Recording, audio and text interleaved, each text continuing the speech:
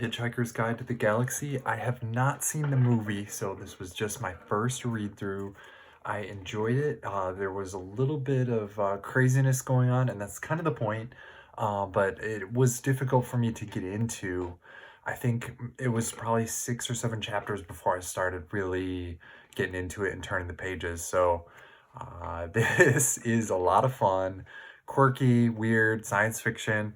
And I really liked the perspective that, Earth is not alone in that there's, aliens out there, but also that, the way that we interacted with each other as humans could be found elsewhere. The house was about to be demolished, but then the Earth was about to be demolished. So it was just kind of like there's always bigger fish, and like the perspectives are similar, but from another alien species. There were, I think, 3 or 4 characters in the beginning, and I had trouble when they got to the first alien, the president guy. It was hard to connect with that character and follow along. It was neat because he kind of had the antics that he was kind of doing, but um, it just was a little tricky for me, but not a big deal. And really, what I did like about this author is that he gave a weird, quirky thing, but then also gave another relatable thing before going into more weird quirkiness. So it that helped kind of bring it home and give me something to relate to before diving off again. And I can't really think of any examples right off the top of my head, but I did enjoy all of the creative adventures and all the imagination involved. So this is 216 pages and 35 chapters. It was a quick read. It went by really fast. I am picture myself reading it again in the future. There was all kinds of things that I probably missed. Robots with personalities, that was fun. The computer with the ultimate answer of destiny, the ultimate universe question and answer, that was kind of fun. But really, I was kind of thinking back to um, a description that I read online about somebody talking about Dracula, the book. They said, the beginning was good, the ending was good, but the middle kind of dragged on. And somebody replied and said, hey, you know, over time, all the TV tropes of, vampires not being able to see themselves in mirrors and all that stuff has been assimilated into culture. So you kind of knew about that even before reading it.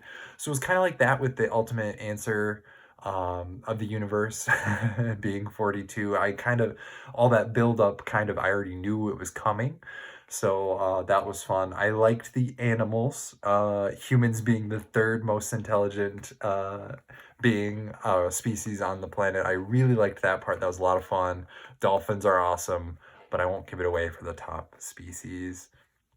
Um, Ford was fun. He, drink up and, grabs the peanuts and the towel and hides away as a stowaway, and just a lot of fun. And he actually wrote entries in the Hitchhiker's Guide to the Galaxy. So this is the first book out of a series of 5, and it's the only one I have. So I won't be continuing until I get more. But yeah, I enjoyed it. I will be watching the movie, and I've got 2 quick quotes here that stood out. This is right before Ford and Arthur are about to escape Earth. You got 3, drink up, you got 3 pints to get through. 3 pints, said Arthur. At lunchtime? The man next to Ford grinned and nodded happily. Ford ignored him. He said, time is an illusion, lunchtime doubly so. Very deep, said Arthur. You should send that in to Reader's Digest. They've got a page for people like you. That part, to me, time, I've noticed that it happens different at different rates for different people. Time flies when you're having fun, all that, all those good cliches. Really, it seems to be how we perceive the way things go through. Even a vacation or something like that, if you do something over and over again and have a routine, time seems to feel different than if you're doing something new and creative. If you're in a new place on a vacation doing something different, it's out of that routine and it feels like time is running at a different pace. So the lunchtime being That was a lot of fun. Lunchtime being an illusion, a double illusion. That was kind of fun. The last one here. Uh, this must be a Thursday. Arthur said to himself, I never could get the hang of Thursdays. That's Tuesdays for me. I don't know. It's just a thing. I don't know. So those both hit home.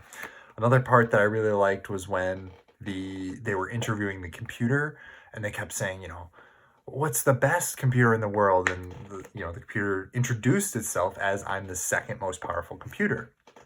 And this book was in the 70s, and there was a computer, one of the labels was Googleplex. And I was like, what? Like Google wasn't around in the 70s. Turns out Googleplex is a number. So hence that was in there. Yeah, I really liked all of the characters and their interactions with each other.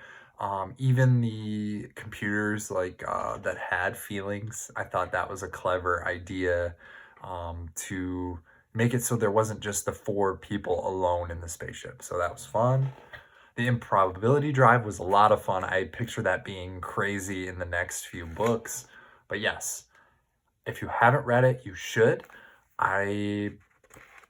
Maybe it took me 2 days. I had to put it down, but the chapters were super short. Like some of them were even like less than a page long. So it really made it easy to pick up and continue. Read it if you haven't, and buy your books used if you can.